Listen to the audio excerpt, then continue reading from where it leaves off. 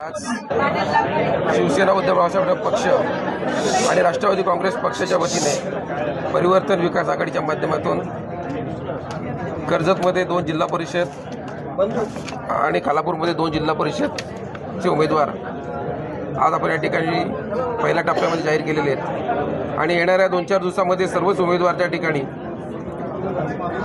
टप्प्याटप्प्याने जाहीर करण्यात येतील आणि तशी माहिती तुम्हाला त्या ठिकाणी पत्रकार बंधूंच्या त्या ठिकाणी दिली जाईल. कोणकोणते उमेदवार आहेत, कोणाकोणाच्या नावाची घोषणा केलेली काय सांगते? या ठिकाणी कळंब जिल्हा परिषदसाठी नारायण डामसे असतील, या ठिकाणी कडाव जिल्हा परिषदसाठी बाबू घारे असतील, या ठिकाणी चौक जिल्हा परिषदसाठी विष्णू खैर यांचे मिसेस वैशाली खैर असेल, अत्तरगाव जिल्हा परिषदसाठी या ठिकाणी श्रद्धा साखरे अंकित साखरे यांची या ठिकाणी उमेदवारी आज या ठिकाणी जाहीर करण्यात आली. विषय सोडवायला आम्ही समर्थ आहोत, त्याची चिंता काही करू नका.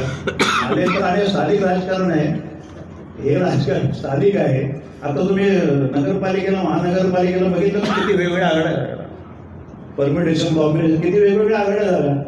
तसं स्थानिक याच्यामध्ये स्थानिक स्वराज्य संस्थेमध्ये अशा काही आघाड्या होऊ शकतात. त्याला काही एक असा प्रश्न आहे, इथले लोकप्रतिनिधी आहेत, त्यांनी असं जाहीर केले की त्यांचा पक्ष म्हणजे शिंदे गट स्वतःला लढणार, त्यामुळे तुम्ही भाजपला जवळ करण्याचा प्रयत्न करताय.